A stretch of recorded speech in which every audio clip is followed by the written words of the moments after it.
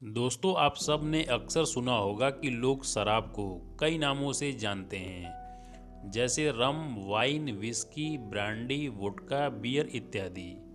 आपको बता दें कि यह कोई ब्रांड नहीं बल्कि शराब की वैरायटी है। सबसे बड़ी बात यह है कि जो लोग शराब नहीं पीते वो इन वैरायटी के बारे में कुछ भी नहीं जानते हैं, लेकिन जो लोग शराब पीते हैं उनमें से भी 99% लोगों को यह नहीं पता होता है कि इस वैरायटी के बीच में क्या अंतर होता है।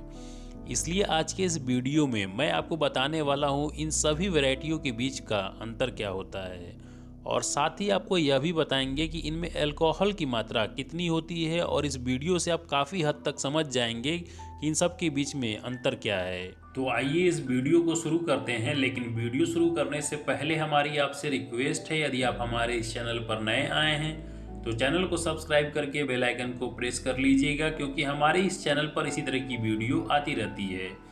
तो सबसे पहले आपको बता दें कि मुख्य तौर पर शराब दो तरीके की होती है, एक तो अनडिस्टिल्ड ड्रिंक्स और दूसरी होती है डिस्टिल्ड ड्रिंक्स।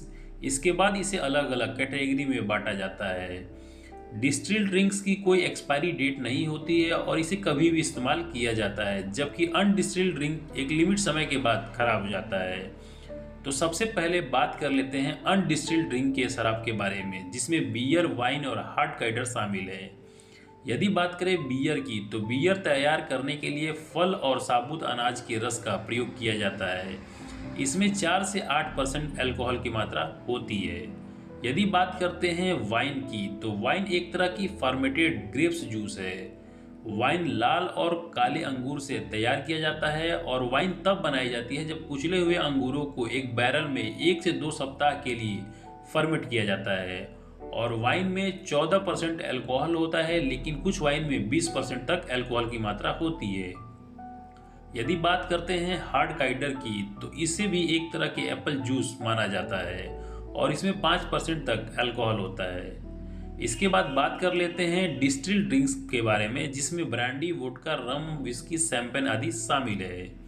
यदि बात करते हैं विस्की की, तो हमारे देश में लोग विस्की बहुत पसंद करते हैं और इसे बनाने के लिए गेहूं और जौ जैसे अनाजों का उपयोग किया जाता है।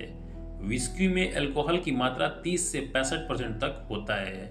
अलग अलग ब्रांड में अल्कोहल की मात्रा अलग अलग होती है, और इस ड्रिंक्स को बनाने के लिए गेहूं और बार्ली को फर्मेंट किया जाता है। फर्मेंट होने के बाद कुछ समय के लिए इसे वोड कास्ट में रखा जाता है। यदि बात करते हैं वोडका की, तो वोडका भी शराब पीने वाले लोगों के बीच में काफ़ी पसंद किया जाता है। मार्केट में अलग अलग फ्लेवर के वोडका आते हैं, और वोडका में अल्कोहल की मात्रा 40 से 50% तक होती है। वोडका आलू से निकलने वाले स्टाफ को फर्मेंट और डिस्टिल करके बनाया जाता है। यदि बात करते हैं रम की, तो रम को ज़्यादातर ठंड के मौसम में पिया जाता है। यह फर्मेंटेड गन्ने आदि से बनती है। इसमें 40% तक अल्कोहल होता है, लेकिन कई ओवरप्रूफ रम भी होती हैं जिसमें अल्कोहल की मात्रा 60 से 70% तक होता है। यदि बात करते हैं शैंपेन की, तो शैंपेन भी एक तरह का स्पार्कलिंग वाइन होती है जिसे रेड ग्रेप्स से बनाया जाता है। इसमें अल्कोहल की मात्रा 11% होती है, और इसको टैंक में भर कर रखा जाता है और लंबे समय तक, यानी कि कई महीनों या कई सालों तक फर्मेंटेशन प्रोसेस में रखा जाता है। तो दोस्तों, मैं उम्मीद करता हूं कि आपको rum, wine, whisky, brandy, beer, vodka इत्यादि में अंतर समझ में आ गया होगा। और आपको यह वीडियो कैसी लगी मुझे कमेंट करके बताइएगा, और अच्छी लगी हो तो वीडियो को लाइक कर दीजिएगा, चैनल को सब्सक्राइब करिएगा और बेल आइकन को प्रेस जरूर करिएगा, क्योंकि हमारे इस चैनल पर इसी तरह की वीडियो आती रहती है।